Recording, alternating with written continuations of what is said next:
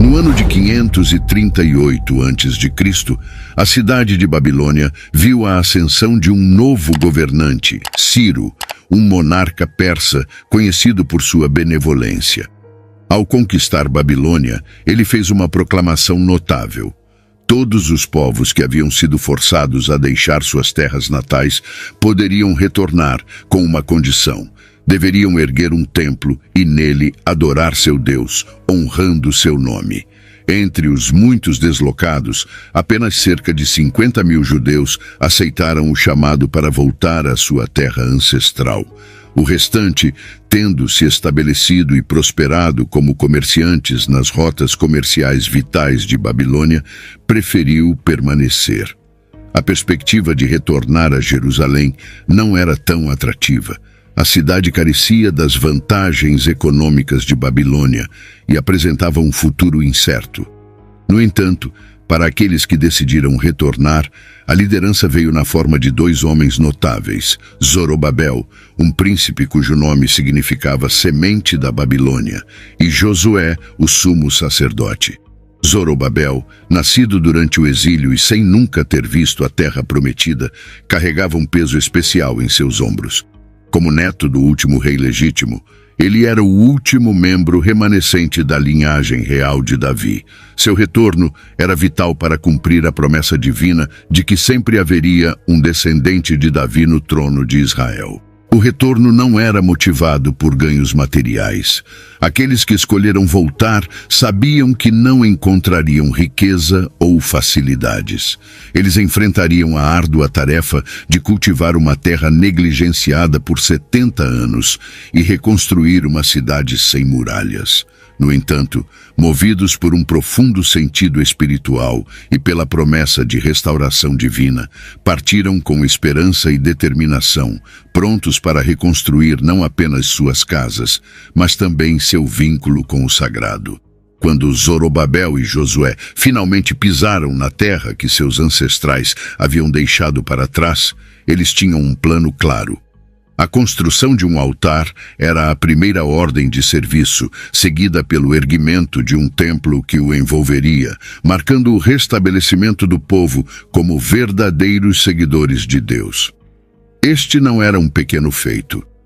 Eles haviam deixado para trás amigos, família e casas confortáveis de tijolos, trocando uma vida de prosperidade e comércio florescente por terras que jaziam inférteis há 70 anos. Movidos pelo sonho inspirado no livro das Crônicas, eles aspiravam a reerguer um reino regido por um rei justo, reafirmando-se como o povo de Deus numa terra que ele prometera aos seus antepassados. No entanto, a tarefa de construir o templo era desafiadora. Era um grupo pequeno, com recursos limitados. Decidiram, então, construir um templo mais modesto do que o majestoso templo de Salomão. Mas mesmo esse projeto reduzido parecia uma montanha diante de suas capacidades limitadas. A situação se complicou ainda mais quando os samaritanos começaram a opor-se a eles. E quando Dário ascendeu ao trono, cortou os subsídios que Ciro havia destinado à reconstrução do templo, alocando esses fundos para suas campanhas militares. A realidade dura e fria do tamanho da tarefa começou a pesar sobre os ânimos dos retornados. Seus corações se entristeceram profundamente. Eles conseguiram manter o trabalho por apenas 2 anos antes de parar completamente. Por 14 longos anos, as fundações e muros baixos que haviam começado a erguer permaneceram intocados. Naquele tempo, a luta pela sobrevivência tomou precedência sobre qualquer outro projeto. Construir templos tornou-se um luxo inatingível, e a preocupação diária era simplesmente sobreviver. A situação econômica mergulhou em uma profunda recessão. A comida tornou-se um bem escasso e dispendioso, a inflação disparou e o fornecimento de alimentos foi severamente impactado por secas e doenças. Os judeus que haviam voltado gastaram todas as economias acumuladas em Babilônia apenas para cobrir as necessidades básicas de alimentação e vestuário. Sem qualquer reserva financeira, a decepção era palpável. Eles haviam retornado com o sonho de reconstruir uma nação, mas agora encontravam-se lutando apenas para sobreviver. A pergunta, por que isso está acontecendo, tornou-se um eco constante em suas mentes. Gradualmente, eles começaram a questionar se, apesar de terem tomado a decisão correta ao voltar, talvez não tivessem escolhido o momento adequado. Surgiu a dúvida se não deveriam ter permanecido mais tempo em Babilônia, acumulando mais recursos e esperando até estarem melhor preparados para retornar com mais força e prosperidade. Abraão, que se contentou com uma tenda e um altar, se tornou um contraponto aos seus desejos de reconstrução. Após 18 anos de ausência, eles retornaram à sua terra com pouco ou nada para mostrar, mergulhados em um estado de desolação. Foi nesse momento crítico que o profeta Ageu interveio. A mensagem de Ageu, gravada em prosa nas Escrituras, ganha uma relevância especial. Através da prosa, são frequentemente comunicados os pensamentos de Deus, e pela poesia, seus sentimentos. Neste caso, a prosa de Ageu é destituída de sentimentos poéticos, refletindo a urgência e seriedade da situação. Mesmo as melhores pessoas de Deus, às vezes, precisam de uma palavra especial, e foi exatamente isso que Ageu trouxe.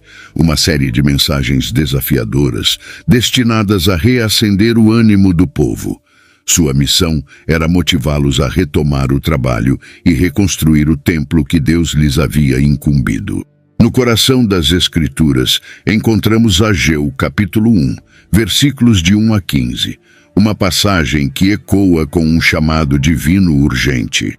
No segundo ano do reinado de Dário, precisamente no primeiro dia do sexto mês, uma mensagem poderosa foi entregue a Ageu, destinada a Zorobabel, filho de Salatiel, o governador de Judá, e a Josué, filho de Jeozadaque, o sumo sacerdote. A voz do Senhor dos Exércitos ressoou, questionando a complacência do povo. Este povo diz que ainda não chegou a hora, o tempo em que a casa do Senhor deveria ser construída. Mas, confrontando essa inércia, o Senhor desafiou-os através de Ageu. É hora de vocês morarem em suas casas com painéis, enquanto este templo permanece em ruínas. O Senhor continuou a destacar as consequências de suas ações. Apesar de seus esforços, colhiam pouco. Comiam, mas nunca estavam satisfeitos. Bebiam, mas nunca saciavam sua sede. Vestiam-se, mas não se aqueciam. E quem ganhava salário era como se colocasse seu dinheiro em uma bolsa furada. Diante dessa realidade, o Senhor exortou: subam as montanhas, tragam madeira e construam o templo, para que eu possa ter prazer nele e ser glorificado. A situação era desoladora. Suas riquezas dissipavam-se como se fossem levadas pelo vento, e a seca dominava a terra, um reflexo direto do descuido para com a casa de Deus. Por quê? Questionava o Senhor. Por causa da minha casa que está em ruínas, enquanto cada um de vocês corre para sua própria casa. Entretanto, ao ouvirem a palavra do Senhor, algo extraordinário aconteceu. Zorobabel e Josué, junto com todo o povo, responderam ao chamado. Eles temeram a presença do Senhor e, motivados pelas palavras de Ageu, começaram a agir. Eu estou com vocês, declarou o Senhor, uma promessa que reacendeu o espírito de todos. Sob essa nova inspiração, eles se reuniram e retomaram a obra na casa do Senhor. E assim, no 24º dia do sexto mês, sob a liderança renovada de Zorobabel e Josué, o povo trabalhou unido, não apenas para reconstruir um templo, mas para restaurar sua fé e comunhão com Deus. Era um renascimento não apenas de pedras e madeira, mas do próprio espírito do povo, uma verdadeira testemunha da persistência e fé inabalável. A primeira mensagem de Ageu foi profundamente tocante, focada no perigo do egoísmo, que havia se infiltrado até mesmo entre aqueles que amavam o Senhor. Este remanescente, apesar de sua devoção inicial, tinha visto sua paixão pela reconstrução do templo arrefecer à medida que priorizavam suas próprias moradas sobre a casa do Senhor. Ageu, Percebendo essa inversão de prioridades, os exortou a refletir e realinhar suas ações com os mandamentos divinos. Ele ecoou as palavras encontradas em Mateus, capítulo 6, versículo 33. Buscai primeiro o reino de Deus e a sua justiça, e todas essas coisas vos serão acrescentadas. Avançando para Ageu capítulo 2, versículos de 1 a 9, no 7º mês e no 21º dia, Ageu recebe novamente uma palavra do Senhor. Desta vez, a mensagem é dirigida a Zorobabel, o governador de Judá, a Josué, o sumo sacerdote, e ao povo remanescente. Ele os questiona: quem de vocês viu este templo em sua antiga glória? E como vocês o veem agora? Não parece nada em comparação, não é? Apesar da aparente desolação, o chamado de Ageu é para a coragem. Sejam fortes, Zorobabel, diz o Senhor. Sejam fortes, Josué, filho de Jeozadak, o sumo sacerdote. Sejam fortes, todos vocês, povo da terra, exorta o Senhor. Trabalhem, pois estou com vocês, afirma o Senhor dos Exércitos, lembrando-os do pacto estabelecido quando saíram do Egito e reafirmando que seu espírito permaneceria entre eles. Não temam, continua o Senhor, pois em breve farei tremer o céu e a terra, o mar e a terra seca. Agitarei todas as nações, e o desejo de todas as nações virá, e encherei este templo com glória, promete o Senhor dos Exércitos. Ele declara que a prata e o ouro são seus, e profetiza que a glória do novo templo superará a do anterior.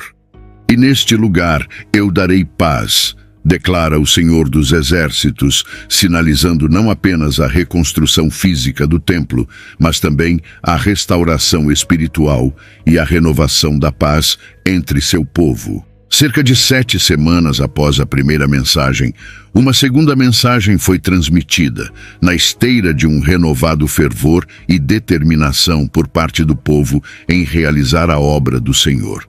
A construção do templo progredia, mas um sentimento de desânimo começava a se instalar entre aqueles que se lembravam do antigo templo de Salomão em todo o seu esplendor. Foi então que Ageu interveio. Vocês estão olhando na direção errada, ele advertiu. Não compreendem o que realmente significa grandeza. Grande em tamanho não é necessariamente sinônimo de grandeza. Este sentimento é ecoado em Esdras capítulo 3, versículo 12, onde se lê que muitos dos sacerdotes, levitas e chefes de família, já idosos e que haviam visto o primeiro templo, choraram em voz alta ao verem a fundação do novo templo sendo colocada, mesmo enquanto outros exultavam com alegria. Ageu alertou sobre o perigo de idealizar excessivamente os bons e velhos tempos, que podem se transformar em fontes de desespero ao invés de encorajamento. Essa nostalgia pode nos levar a duvidar das intenções divinas no presente e a criticar as circunstâncias atuais, se nos permitirmos ficar presos ao passado. De forma enfática, Deus usou Ageu para reiterar a exortação para ser forte, mencionada 3 vezes, sublinhando a necessidade de robustez na dedicação à obra divina. Essa força é ancorada em 3 poderosas certezas: a constante presença de Deus, a inabalável fidelidade divina e a confiança na capacidade do Senhor de cumprir suas promessas. Estas são as bases que devem guiar e sustentar o povo em sua jornada de reconstrução e renovação espiritual. No livro de Hebreus, capítulo 12, versículo 26, uma passagem ressoa com promessas divinas profundas. A voz dele abalou a terra, mas agora ele prometeu, dizendo: ainda uma vez, eu não abalarei somente a terra, mas também o céu. Este versículo aponta para uma futura renovação cósmica, onde Deus promete criar um novo céu e uma nova terra. A Bíblia nos encoraja a focar nossa atenção em elementos que são inabaláveis: o trono de Deus, a palavra de Deus, as promessas de Deus, o Filho de Deus e a eternidade. Todos estes permanecem firmes e seguros, imunes aos tremores do mundo físico. Eu abalarei todas as coisas com meu poder, para que as coisas que não podem ser abaladas permaneçam, declara Deus. Esta promessa de estabilidade eterna oferece um profundo conforto e uma ancoragem segura para a fé. Ageu foi também o portador de uma revelação impactante. Algo maior do que o Templo de Salomão estava destinado a se manifestar nesta nova estrutura. Anos mais tarde, essa profecia se concretizou de forma espetacular com a entrada de Jesus no templo. Ele trouxe consigo uma glória muito maior do que qualquer esplendor material prévio. Jesus Cristo, mais do que qualquer local físico, é a verdadeira personificação da grandeza. A presença de Jesus transforma qualquer espaço, tornando a grandeza não uma questão de localização, mas de presença. A melhor coisa que pode acontecer em qualquer congregação é fomentar o rumor, ou melhor, a certeza de que Jesus está verdadeiramente presente. Sua presença no templo, seja ele uma construção ou uma comunidade de fé, é o que confere o verdadeiro significado e propósito à igreja. No dia 24 do 9º mês do 2º ano do reinado de Dário, Ageu recebeu outra mensagem de Deus para compartilhar, conforme descrito em Ageu capítulo 2, versículos de 10 a 13. Nesta ocasião, Ageu propôs duas questões legais aos sacerdotes, desafiando-os a refletir sobre as leis da pureza e santidade. A primeira pergunta levantada por Ageu foi se a santidade poderia ser transmitida por contato, como quando carne consagrada tocava outros alimentos através das vestes de alguém. A resposta dos sacerdotes foi clara: não, a santidade não se transmite dessa forma. Em seguida, Ageu questionou se a impureza, como a causada pelo contato com um cadáver, poderia contaminar outras coisas. Novamente, os sacerdotes confirmaram que sim, a impureza se espalha. Essas perguntas e respostas ressaltam uma lição mais ampla sobre a natureza da influência e integridade. Ageu usou esses conceitos legais para ilustrar um ponto crucial. Enquanto a santidade não pode ser facilmente transferida de uma pessoa para outra ou de um objeto para outro, a corrupção, infelizmente, pode. Isso se aplica não apenas a questões de lei cerimonial, mas também a aspectos da vida cotidiana. Ageu explora uma analogia simples, mas profunda. Se você derrama um copo de água suja em um copo de água pura, a água limpa não transfere sua pureza. Em vez disso, a impureza se espalha. Isso nos ensina que, embora não possamos transmitir limpeza, a imundície é facilmente transferida. Essa observação é tão relevante no reino espiritual quanto é no físico. Não alcançamos pureza interna apenas por meio de ações externas. Práticas exteriores não purificam o coração. Uma transformação fundamental, um novo nascimento, é essencial. Ageu capítulo 2, versículos de 14 a 19, ressalta essa verdade com uma mensagem contundente para o povo. Assim é este povo, e assim é esta nação perante mim, diz o Senhor, e assim é todo o trabalho de suas mãos, e o que eles oferecem lá é impuro.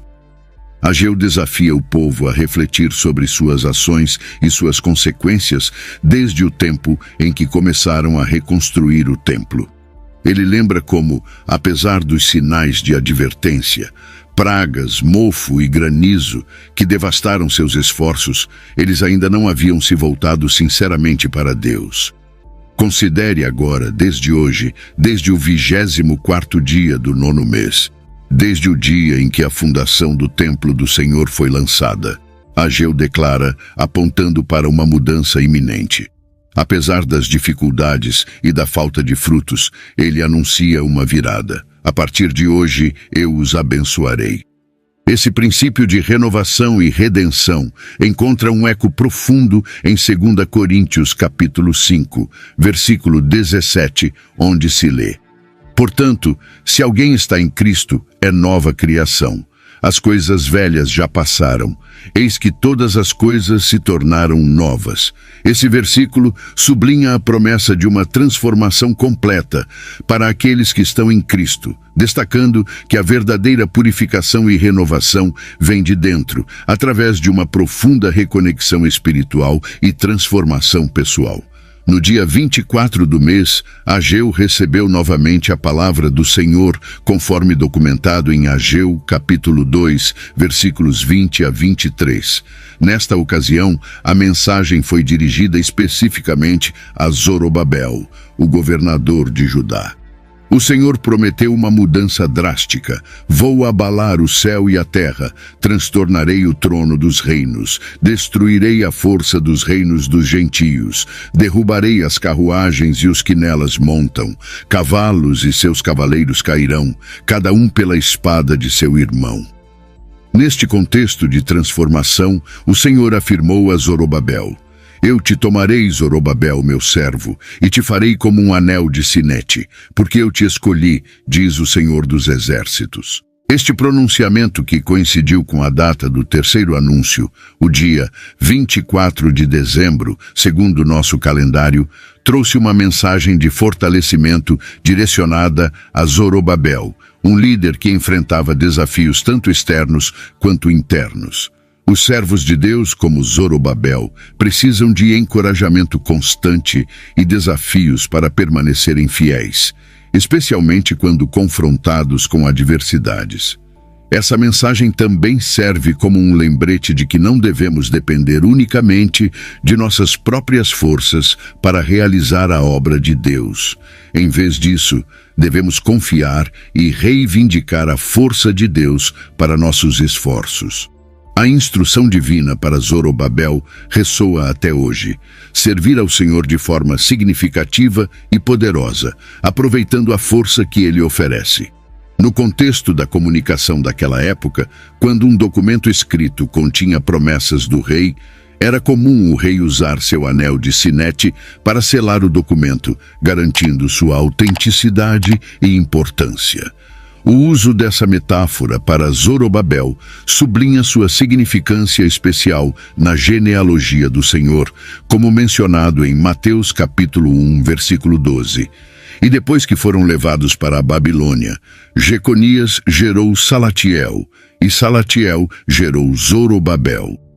Esta conexão genealógica destaca ainda mais a importância de Zorobabel no plano divino, ligando-o diretamente ao cumprimento das promessas messiânicas.